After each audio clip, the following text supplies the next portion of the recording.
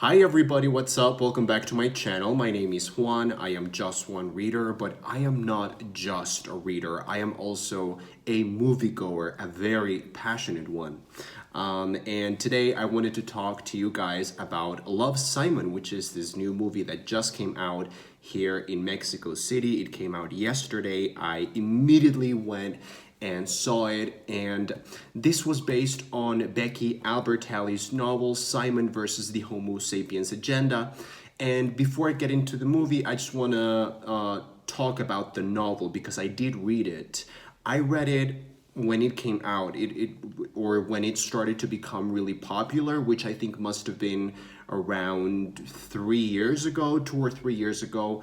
And it was one of these YA novels that had a very strong LGBT line or theme running throughout it. It was kind of similar in a way to Benjamin O'Leary Science's novel Aristotle and Dante Discover the Secrets of the Universe. And I think if you enjoyed the movie Love, Simon or the novel Simon versus the Homo sapiens agenda, you would probably enjoy other novels such as Aristotle and Dante Discover the Secrets of the Universe.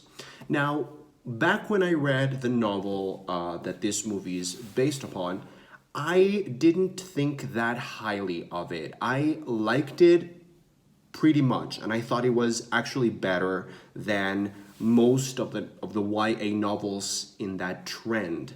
I liked it. It was very funny. It was really endearing, really heartwarming, very relatable. I loved the character of Simon. He was very relatable. He was a Harry Potter nerd and a closeted gay teenager. So I really enjoyed the novel, but I never thought that much of it. I thought it was good, but kind of a disposable YA novel. So nothing overly special. I think I gave it around 3 stars.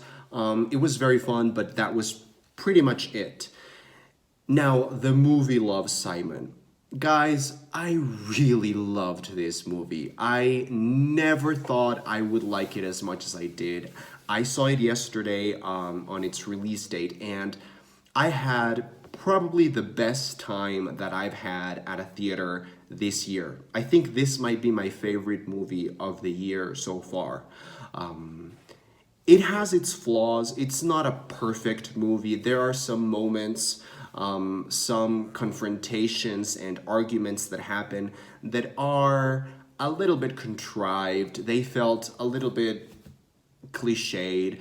It has its flaws, okay, but this is exactly the type of movie that it's so good and so funny and so well directed and written.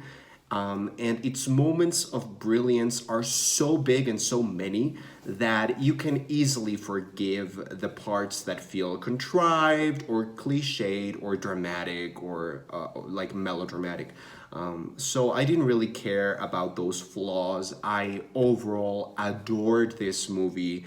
It was such a delightful experience. It was delightful from the opening montage in which we get to know the character of Simon. And I think that was the movie's biggest strength for me. The character of Simon is he is so relatable, even if you are straight or an adult. Even if you are nothing like Simon, you will relate to Simon. He has something, not just Simon, but all the characters, the supporting characters as well, they have something that you can identify with and relate to. I really loved the tone, the vibe, the feel that this movie has. It kind of reminded me of The Breakfast Club a little bit, which is another movie that is about teenagers and finding their identity and coming of age stories. And it's a movie that I also really really like. And this kind of felt a little bit like that. I loved the dialogue. I loved the characters. In particular, I really adored the parents, Jennifer Gardner and Josh Duhamel, I think is his name. they broke my heart. Like they, both of them, each have like different moments in which they give like a little speech or monologue to Simon, and both of those times I was about to cry. Like I was tearing up. This movie overall, as a conclusion, was tremendously funny, incredibly delightful. It's a movie that I will recommend to literally everybody because I think everybody can connect to something in this movie. It was emotionally very satisfying and very powerful. Like I said, those moments with the parents in particular were heartbreaking, but so like heartwarming as well. This is the movie that kind of restores your faith in humanity and in people. And yeah, I never stopped smiling throughout this movie. It's such a great adaptation. I think it actually succeeds. Even more than the book in what it was trying to do. I think the movie is a much better movie than the book is a book. Like I think this adaptation actually surpasses or exceeds the quality of the source material. So yeah, loved this movie. And just one final thought. Nick Robinson, the kid who plays Simon, he is a star. I was attracted to his character in every single shot, in every single scene that he's in, which is pretty much the entirety of the movie because it's about him and it's from his perspective. But he just has this kind of languid, lanky trait. His character has this kind of look and feel, like you can actually see it in his eyes and in his physical, expressions and everything, that he is clearly like carrying something on his shoulders. That he's been living with something, and he needs to free himself from that. So that's it. That's all I want to say about Love, Simon.